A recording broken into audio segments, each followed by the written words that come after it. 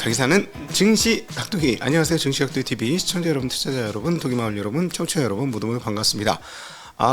제가 지금 웃어도 이게 지금 보톡스를 맞은 것 같아요. 온 얼굴에 보톡스를 부분적으로 놔야 되는데 온 얼굴에 다 보톡스를 놔가지고 웃어지질 않아. 막 띵띵 부어가지고 내 손가락도 붓고 그 수익률 회복 염원, 그리고 그 원금 회복 기원 염원, 서울 부산 서울 1000km 라이딩 잘 다녀왔습니다. 68시간대의 시간으로 완주를 했고요. 정말 녹아났습니다. 뒤지는 줄 알았네. 막판에 비가 와가지고 굉장히 힘들게, 몸뚱아리는 아주 저질이었는데 난이도는 상급의 난이도를 맞은 그런 상황이었습니다. 야, 요즘 주식시장하고 똑같구나. 어제 그 폭우를 맞으면서 양평에서부터 이제 그 자전거 도로를 오면서 집 옆을 지나서 오는데, 폭우를 맞으면서 오는데, 야, 난이도 정말 최상이네. 요즘 한국의 주식시장하고 비슷하다. 야, 이 웬 난리냐 이러면서 왔던 기억이 납니다. 자, 영국에서 전일 항복선언이 있었습니다. 항복선언이 있어서 채권 시장이 아주 강세로 전환을 하였고요. 주식시장도 환호를 하는 흐름이었습니다. 그러나 계속해서 말씀드렸습니다만 채권 시장의 가격 등락폭이 너무 큽니다. 그래서 이렇게 채권 시장의 가격 등락폭이 크다는 건 금융시장이 여전히 안정적이지 않다, 안정화되지 않았다라고 볼 수 있기 때문에 급등을 해서 즐거울 수는 있겠습니다만 급등했다고 이것들이 계속 이어진다라고 얘기하기는 좀 어려운 상황이다, 이렇게 정리해 볼 수 있겠습니다. 자, 오늘 장 한마디. 확실히 이번 블랙스완이 발생한다면 유럽일 듯. 네. 유럽, 진짜 이상합니다. 오늘 이제 PMI 지표들이 각국에서 발표가 되었는데요. 우리는 이제 미국만 관심이 있다 보니까 미국에서 52 정도가 나왔습니다. 그리고 PMI 지수가 S&P PMI가 있고요. ISM PMI가 있는데 ISM PMI도 50.9, 50이 기준점이라서 50점 위는 확장 국면인데요. 이렇게 나오니까 그렇게 나쁘지 않아. 이렇게 얘기합니다, 사람들이. 그 미국에서 조금 나쁘게 나온 건 제조업 고용 지수가 50 언더로 떨어졌어요. 지난달 54까지 나오던 게 48.7로 나왔고요. 제조업 신규 주문 지수도 51.3에서 47.1로 이렇게 떨어졌습니다. 반면에 그 ISM 제조업 물가 지수는 52.5에서 51.7로 생각처럼 그렇게 많이는 또 안 빠졌습니다. 그러니까 물가는 살아있고 고용도 그동안 우리가 살아있다고 봤는데 오늘 조금 다른 지표가 포착이 되었죠. 제조업 고용 지수는 54.2에서 48.7로 아주 급격하게 떨어졌습니다. 그래서 이제 미국에서 수요 둔화 가능성이 일부 조금 제기될 수도 있겠구나라는 걸 요 지표 발표를 통해서 일부 읽을 수 있는데요. 근데 이제 좀 비교하고 싶은 게 유럽 쪽의 PMI 그 제조업 구매관리자 지수하고 좀 비교해 볼 필요가 있을 것 같아요. 제조업 유로존의 전체 9월 구매관리자 지수는 49.6에서 48.4가 나왔고요. 영국 같은 경우도 48.4. 독일은, 독일 중요하죠. 독일은 지난번 49.1에서 47.8. 프랑스는 47.7. 이탈리아 48.3. 스페인 49. 네, 다 이래요. 여기는 지난번에는 물가는 10% 이상 나왔잖아요. 독일도 10% 이상 나와 신기록 빵빵 찍는데 제조업 지수는 평균 이하예요. 50 평균점에 전부 미달입니다. 와, 이걸 보면서 야, 유럽은 포도주만 팔아도 먹고 사나? 이런 생각이 들 정도로 이게 뭐야 도대체. 여기가 지금 상황이 그렇습니다. 그러니까 지금 영국과 같은 상황들이 언제든지 또 발생할 수 있다는 거예요. 경기를 진직시키려고 다른 행동을 하는데 이게 뭔가 그 호흡이 안 맞으면 스텝이 팍팍 꼬이게 되죠. 그러면서 이번처럼 이런 일들이 있는데 영국에서는 감세 조치를 철회하겠다고 발표를 했습니다. 쿼직 콰탱 미국 재무장관이 소득 최고세율 45% 철폐를 추진하지 않겠다 이렇게 얘기했는데요. 기업 지원과 저소득층 세부담 감면 등 우리의 성장 계획은 더 번영하는 경제를 위해서 새로운 접근법이다. 그러나 45% 세율 폐지는 영국이 당면한 도전에 대처하는 우리의 최우선 임무에서 방해가 된 게 분명하다라고 하면서 45% 최고 세율 철폐를, 그러니까 기업지원과 저소득층 세부담 감면하고 이거하고 조금 어쨌든 이렇게 되면서 영국 길토화가 어떻게 됐을까요? 길토화가 4%대에서 3.9%대로 금리가 뚝 떨어지면서 가격이 올랐습니다. 그러니까 또 어떤 일이 벌어지나요? 영국 길토화가 그렇게 되니까 당연히 미국의 채권 가격도 상당폭 크게 오르는 모습 보여주었습니다. 한번 살펴볼까요? 전일 그 3.78%였던 10년물 금리가 3.64로 14bp나 떨어졌습니다. 그리고 2년물은 4.19에서 4.11로 8bp 정도 가까이 떨어졌고, 30년물은 3.71에서 3.67로, 그리고 5년물은 4.01에서 3.88로 이것도 13bp 정도가 금리가 떨어졌습니다. 자, 5년물은 4.01에서 3.88로 5년물 말씀드렸죠. 제가 지금 깜빡깜빡합니다. 잠을 못 자고 와가지고. 자, 3개월물은 3.32에서 3.24로. 그래서 10년물과 2년물의 금리 격차는 마이너스 38에서 47로 더 늘어났고요. 마이너스가. 독일은 어떻게 됐을까요? 많이 떨어졌겠죠. 2.2에서 1.9로 미쳤음. 야, 30bp? 그러니까 예를 들어서 8%짜리가 30bp 움직이면 그러려니 하지만 2%짜리가 30bp 움직이면 너무 많이 움직인 거죠. 네, 어쨌든 지금 독일 시장도 채권 시장이 아주 난리 브루스를 치고 있다라고 말씀드릴 수 있겠습니다. 자, 채권 이렇게 그 유럽 쪽에서의 채권 가격이 올라가자 유로화는 어떻게 됐을까요? 네, 소폭 강세를 나타냈습니다. 소폭입니다. 0.981에서 0.983으로 강세를 보여줬고요. 달러 지수는 111.95에서 111.67로 약세로 전환되는 흐름 보여주었습니다. 그러나 엔화는 계속 약세예요. 장중에 145엔을 돌파하기도 했는데 144.59였고요. 이거는 이제 145엔 돌파하면 두들겨 맞는다 이런 생각이 조금 시장에 있는 듯도 합니다. 달러 위안은 7.098에서 7.104로 약세, 원은 1430원에서 1432원으로 소폭 약세로 마감이 되었습니다. 자, 어쨌든 그 채권 시장의 강세를 보이자 위험 자산에 대한 선호도가 다시 한번 올라오면서 주식시장의 강세를 보여줬고요. 그러나 또 하나의 위험 요소 하나는 크레딧 스위스죠. 크레딧 스위스의 CDS 프리미엄이 계속해서 오르는 중. CDS가 뭐다? 크레딧 디폴트 스왑이야. 네가 디폴트 나오면 내가 바꿔줄게. 보험이죠. 보험 가격이 오른다는 건 뭐야? 사고 위험이 높아졌다는 거죠. 20대 운전자가 보험값이 비싸겠니? 60대 애매한가? 50대 운전자가 보험료가 비싸겠니? 자, 20대 운전자가 사고 확률이 높다 보니까 보험료가 비싸죠. CDS는 그것과 마찬가지입니다. CDS 프리미엄이 올랐다는 것은 사고 위험이 높아졌다. 이렇게 정리해 볼 수 있겠고요. 회사의 크레딧 스위스의 CFO가 자금 조달을 검토한다는 발언으로 훨씬 더 CDS 프리미엄이 올랐고요. 이거는 계속해서 시장의 잠재적인 위험 요소로 존재할 것이다. 이렇게 보시면 되겠고, 미국 은행은 괜찮을 거예요. 미국은 스트레스 테스트도 했고, 그 다음에 또 리만 사태의 후폭풍이 아직 안 끝나서 그렇게 마구잡이로 투자를 해놓은 상황이 아니다라고 알려져 있습니다. 그래서 크레딧 스위스가 문제가 되더라도 미국 은행이 자빠지거나 이러진 않을 것 같은데, 문제는 은행 하나가 자빠지게 되면 이거 어떡하지? 하는, 이거는 계속 말씀드리잖아요. 자본주의 시스템 붕괴되는 건 뭐예요? 자본주의 시스템 붕괴는 바로 그 은행의 붕괴와 동의어다라고까지 말씀드렸으니까, 은행이 무너지면 시스템 위기라고 사람들이 생각하기 때문에 일단 충격을 받습니다. 자, 그리고 유가는 오펙 플러스를 앞두고 상당폭 강세를 나타내었습니다. 오펙 플러스 앞두고 유가가 83.3으로 70달러대에서 반등을 했습니다. 81달러에서 83달러로 크게 반등을 했고요. 자,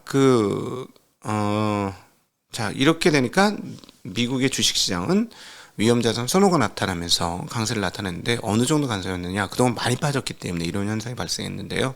한번 보시죠. finbiz.com의 그림을 통해서 확인해 보도록 하겠습니다. 네, 깜짝이야. 눈이 부시죠? 네, 엄청난 강세를 보여줬습니다. 그동안 많이 빠졌던 애플 3%대 강세를 보여줬고요. 구글, 마이크로소프트, 아마존 다 강세를 보여줬는데 딱 하나 갑자기 노스페이스 그림 빨간색 그 마크가 딱 오른쪽 위에 있으니까 테슬라가 폭락을 했습니다. 떡락했어요. 8.6% 떡락을 했습니다. 자, 테슬라 얘기를 제가 곧 말씀드릴게요. 그것만 따로 뽑아서 구체적으로 상황들을 조금 말씀드리도록 하겠습니다. 그리고 그 브라질 대선에서 1차 투표가 과반에 실패했다고 합니다. 룰라가 1위를 했으나 과반의 투표에 실패하면서 결선 투표행위 갔는데요. 주가는 5.54%나 폭등을 하는 양상 보여주었습니다. 자, 필라델피아 반도체 지수가 그동안에 줄줄줄 하락했는데요. 3.75% 상승했습니다. 관련된 재미난 뉴스가 키옥시 아시죠? 자, 삼성, 그 다음에 하이닉스, 마이크론 다음으로 낸드 플래시를 많이 만들어내는 키옥시아 맞나? 네, 4등 맞을 거예요. 여기가 10월부터 낸드 플래시 생산을 30% 줄일 것으로 보도를 했습니다. 확실히 재고 상황들이 상당히 안 좋다는 거 아실 수 있죠. 그런데 키옥시만 이러겠느냐? 마이크론, 삼성, 하이닉스는 안 하겠느냐? 자, 이렇게 되면 어떻게 된다? 계속 말씀드리면 반도체는 수요자 중심의 시장이다? 아니다. 공급자 중심의 시장이다. 공급자가 하면 그대로 되더라. 시간이 가면. 자, 공급자들이 줄이기 시작했습니다. 계속 말씀드렸죠. 재고가 어마무시하게 깜짝 놀랄 정도 수준으로 빠르게 쌓였고요. 2분기까지만 해도 괜찮다고 업체들이 얘기했었는데 생산업체들이 순식간에 2분기 실적 발표할 때 재고가 너무 많아져가지고요. 이랬잖아요. 그래서 내년도 캐파 증설을 확 줄인다. 마이크론 테크놀로지 미세 공정 50% 줄이고 나머지 공정들도 전년보다 증가량이 대폭적으로 준다. 30%가 줄죠. 자, 그러면 말씀드렸죠. 내년도에 그렇게 되면 비트 그로스라는 거예요. 수요의 비트 그로스는 쫙 줄을 대고 쭉 하고 우상향한다. 이렇게 말씀드렸죠. 근데 이제 공급 증가는 너울을 칩니다. 너울을. 이렇게 수요는 그냥 찍 일직선으로 우상향인데 공급은 너울을 쳐서 많이 했다가 덜 했다가 많이 했다가 덜 했다 합니다. 그래서 많이 되면 가격은 떨어지고요. 적게 되면 가격은 오릅니다. 공급자 중심의 시장이에요. 자, 그러면 내년도에 어떻게 된다? 예, 지난주 말에도 말씀드렸지만 삼성전자, 하이닉스나 이 업체들은 24년도 초반에만 그 회사들의 실적이 회복된다고 하면 23년도 빠르면 초반부터 주가가 오를 수도 있어요. 자, 그런데 키옥시아마저 낸드는 공급이 훨씬 많아요. D램보다도. D램은 훨씬 더 과점적인 공급 중심의 시장입니다. 근데 낸드는 좀 많이 만들어요. 여기저기서. 근데 키옥시가 이렇게 됐다고 하는 것은 낸드에서부터 빠르게 공급 조절이 이루어질 가능성이 있다는 거 보여주는 대목이 되겠습니다. 덕분에 필라델피아 반도체 지수는 3.75%나 오르는 강세 흐름들을 보여줬고요. 자, 그 다음에 테슬라 얘기를 해보죠. 테슬라, 이게 뭐야 이게 이렇게 많이 떨어져. 그렇게 좋다면서 테슬라 좋다면서 이게 뭐하는 짓이야 라고 하는데 작년에 제가 경고성으로 계속 말씀드리면서 테슬라 분들한테 개욕을 먹었던 바로 그 부분이 오늘 드러난 건데요. 그 3분기에 34만 3,830대의 차량을 인도했습니다. 적지 않은 양이죠. 곱하기 4를 해보세요. 근데 늘어납니다. 얘는 무조건 우상향이에요. 자, 이렇게 되면은 140만 대입니다. 연산으로 하면. 근데 늘어나겠죠, 더. 근데 140만 잘한 거지. 작년에 100만 대 안 됐잖아요. 근데 올해 연환산 한 140만 대를 해? 잘한 거지. 작년 같은 기간에 비해서 42%나 늘어났습니다. 근데 주가가 왜 떡락이냐고. 왜? 기대감이 높았으니까. 기대감이. 팩트셋에서 집계한 애널리스트 예상치는 37만 1000대입니다. 아이씨 3만 대 차이도 안 나는데 왜 그래? 기대값이 높았기 때문에 그래요. 제가 그 테슬라 실적 분석 해드리면서 인도량이 전년 대비 88% 슈팅했다. 그 전에보다 보통 우상향하는 증가율은요 이렇게 꼬부라져요. 위로 올라갈수록 약간 이 증가폭이 줄어들면서 꼬부라지거든. 이 거의 진리값이거든. 근데 얘는 이렇게 올라가서 꼬부라지려고 하다 다시 이렇게 턴했어. 이걸 뭐라고 턴해야 돼? S자? 누운 S자 형식으로 다시 턴했단 말이죠. 그럼 미쳤지 사람들이. 그래서 깜짝 놀라면서 이게 웬일이야 해서 1200, 1300, 1200달러 때까지 밀어붙인 거였죠. 분할 전. 왜냐하면 내년도에도 이렇게 된다면 이건 뭐 대박이네. 이렇게 된 거죠. 내년도에도 이렇게 된다면 사람들은 그렇게 가격 매김을 한 거예요. 그러면서 3년 뒤, 4년 뒤, 5년 뒤 주가를 땡겨서 실적을 땡겨서 주가를 딱 매김하면서 1200달러를 얘기했던 거예요. 그래서 제가 계속해서 핵심은 인도량입니다. 근데 인도량의 88% 증가가 이게 되나? 그 말인즉슨 88%의 증가를 초기에는 할 수 있지만 이 규모가 늘어난 다음에는 못해요. 어떤 회사나 이건 진리입니다. 키가 2m까지 큰 사람이 3m까지 또 금방 큰다? 아니잖아요. 그와 비슷한 정도 수준으로 진리적인 흐름이에요. 그거는. 자, 그러니까 시장의 기대값보다 떨어진 거예요. 그래서 주가가 충격을 받은 것인데, 근데 여기서 다시 한번 우리는 작년도에 제 입장에서는 그 정도의 인도량은 좀 과하니 냉정을 찾자라는 말씀을 드렸고요. 자, 그럼 또 여기서 주가 폭락을 했으면 그러면 다 휘둘릴 것이냐. 여기서도 또 냉정을 찾아보자. 라고 한번 장단점을 한번 살펴보죠. 테슬라는 장기적으로도 저는 굉장히 긍정적이라고 봅니다. 왜 그러냐면 여전히 소프트웨어 기술이 가장 앞서 있는 회사이기 때문에 그래요. 그래서 3단계 이상의 자율주행까지의 실전 기술력은 상대적으로 지금 세계 최고고 그 우위를 몇 년간 더 유지할 수 있을 거라고 봅니다. 제가 2020년 6월 달에 테슬라를 얘기하면서 이 회사 된다라고 생각했던 것 중에 하나가 인간의 기술을 전복시켰어요. 그 인간을 카피하고 있다는 거죠. 근데 문명사의 흐름의 기술의 발전을 보면 기계나 모든 기술들이 무엇을 향해 지향점을 가지고 있냐? 인간을 지향점으로 가지고 있어요. 그러니까 인간을 얼마나 닮은 것들을 만들어내느냐가 핵심인데 지금 인간보다 더 자율주행을 잘하려고 라이다를 다는데 라이다가 그때 2020년만 해도 한 대가 차값이었거든. 물론 가격이 떨어지겠지. 그래도 이건 좀 심한 거 아니야? 그리고 이제 애플이 라이다를 심으면 굉장히 떨어지겠지도 예상을 했어요. 그럼에도 불구하고 조금 그런데 라고 했는데 얘네들은 비전으로만 했잖아요. 카메라만. 레이더 쓰던 것도 이제 철회했는데 이거는 이 기술 지향이 맞다라고 생각했고 그리고 사람의 인식하는 인식의 그 시간이라는 게 있습니다.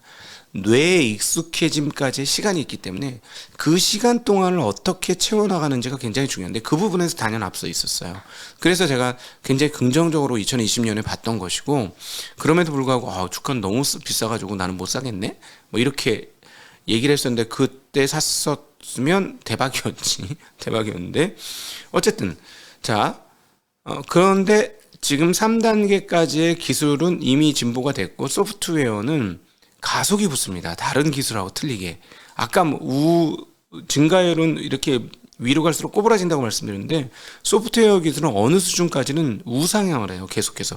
위가 더 이렇게 올라가는 속도가 점점 빨라지는 거죠. 이 회사가 그러죠. 라벨링을 이제 자동 라벨링을 하기 시작했다. 굉장히 빨라진 거예요. 이건 뭐냐면 기존에 그 도요타에서 얘기했던 6년의 기술 격차가 줄어들기는커녕 늘어나고 있다라는 것이죠. 그렇기 때문에 당분간 이 회사의 소프트웨어 기술을 따라잡을 회사가 별로 없다라는 점은 맞고요. 근데 여기서 핵심은 뭐냐면 소프트웨어 기술력이 대단하다도 있지만 이런 기술을 가지고 있는 애들 중에 대량 생산 시스템을 갖고 있는 애들이 없어요. 그리고 대량 생산 시스템을 갖고 있는 회사 중에서는 이런 소프트웨어를 접목시킬 수 있는데 변화가 빠른 회사가 별로 없어요. 지금 열심히 하는 게 GM 뭐 이런긴 한데 그럼에도 불구하고 쉽지 않아. 전환이 어려워. 생산 캐퍼를 갖고 있는 애들은 이렇게 전기차나 이런 베이스로 빨리 넘어가지를 못하고 이 전기차 베이스와 소프트웨어 베이스를 가지고 있는 애들은 대량 생산 시스템을 쉽게 갖추지 못하는 이런 사이에 끼어 있는데 얘네만 그렇게 쉽게 툭툭툭 치고 나간 거죠. 그러니까 의사결정이 되게 빠르게 진행이 됐던 거예요. 그래서 이 부분이 이 회사의 최고 강점이다라고 얘기할 수 있죠. 그래서 그런 측면에서 보면 그러면 어떻게 될 것이냐. 일반적인 기술 회사들이 가졌던 그런 가격 궤적을 당연히 쫓아갈 것이다 라고 얘기해 볼 수 있겠습니다. 뭐예요? 기대감 있을 때 빵 튀었다가 현실을 맞으면 주가가 쭉 떨어졌다가 그래도 괜찮고 살아남으면 주가 쭉 오르겠죠. 그게 누가 그랬어요? 마이크로소프트, 애플 다 그랬죠. 빵 하고 올랐다 쭉 끝도 없이 빠졌다가, 물론 닷컴 버블과 붕괴가 있었으니까 그게 더 드라마틱하게 나왔습니다만, 그렇게 빠졌다가 이후에도 괜찮으면 가격이 쫙 올라가는 그런 흐름들을 그리죠. 아마도 이번에도 그렇게 될 가능성이 상당히 높다라고 정리해 볼 수 있겠습니다. 존 윌리엄스 뉴욕 연은 총재가 발언을 했는데요. 근원 인플레이션을 낮추는데 시간이 걸리겠지만 수요와 공급 간의 균형을 회복하는 데 도움이 되는 통화 정책으로 인플레이션이 향후 몇 년 동안 목표치인 2%에 근접할 것이다 라고 얘기했지만 지금 당장은 아니다. 시간이 걸린다 라고 이야기했습니다. 네, 긴 시간 함께 해주셔서 진심으로 감사합니다. 자, 목소리 상태가 굉장히 두껍게 나옵니다.